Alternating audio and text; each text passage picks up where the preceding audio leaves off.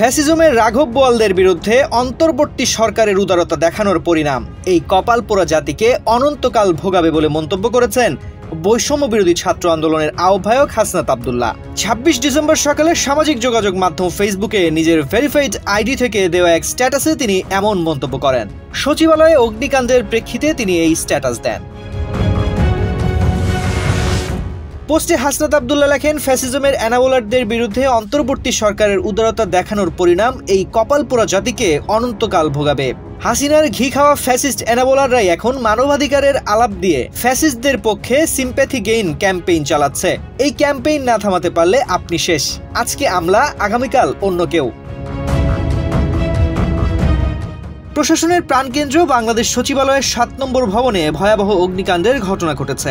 গতকাল বুধবার রাত ১:৩০টার দিকে এই অগ্নিকাণ্ডের ঘটনা ঘটে। আগুন নিয়ন্ত্রণে কাজ করে ফায়ার সার্ভিসের ১৯টি ইউনিট। প্রায় ৬০ ঘন্টা চেষ্টার পর সকাল ৮টা ৫ মিনিটে আগুন নিয়ন্ত্রণে আসে। ধারণা করা হচ্ছে ওই ভবনে থাকা মন্ত্রণালয়গুলোর বহু গুরুত্বপূর্ণ নথিপত্র এরই মধ্যে পুড়ে গেছে। ২৬ ডিসেম্বর সচিবালয়ের ৭ নম্বর ভবন ঘুরে এমন চিত্র দেখা গেছে। প্রাথমিক তথ্য অনুযায়ী সচিবালয়ের ৭ নম্বর ভবনে বেশ কয়েকটি গুরুত্বপূর্ণ মন্ত্রণালয় সহ বিভাগের অফিস রয়েছে। যে ভবনে আগুন লেগেছে সেই ভবনেই রয়েছে স্থানীয় সরকার, পল্লী উন্নয়ন ও সমবায় মন্ত্রণালয়, সড়ক পরিবহন ও সেতু মন্ত্রণালয় এবং ডাক ও টেলিযোগাযোগ মন্ত্রণালয়ের মতো গুরুত্বপূর্ণ মন্ত্রণালয়। সচিবালয়ের ৭ নং ভবনে এই মন্ত্রণালয়গুলো ছাড়াও রয়েছে অর্থ ও ক্রীড়া মন্ত্রণালয়।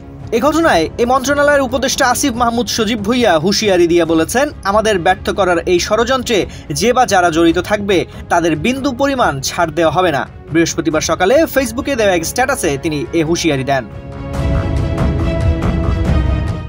আসিফ মাহমুদ বলেন, স্থানীয় সরকার, পল্লী উন্নয়ন ও সমবায় মন্ত্রণালয়ের বিগত সময়ে হওয়া অর্থ লোপাট, দুর্নীতি নিয়ে আমরা কাজ করছিলাম। কয়েক হাজার কোটি টাকা লুটপাটের প্রমাণও পাওয়া গিয়েছিল। আগুনে কি পরিমাণ ক্ষয়ক্ষতি হয়েছে এখনো জানা যায়নি। তিনি বলেন, আমাদের ব্যর্থ করার এই ষড়যন্ত্রে যে বা যারাই জড়িত থাকবে তাদের বিন্দু পরিমাণ ছাড় দেওয়া হবে না। এই মুহূর্তে আছি নীলফামারীতে, যত দ্রুত সম্ভব ঢাকা ফিরছি।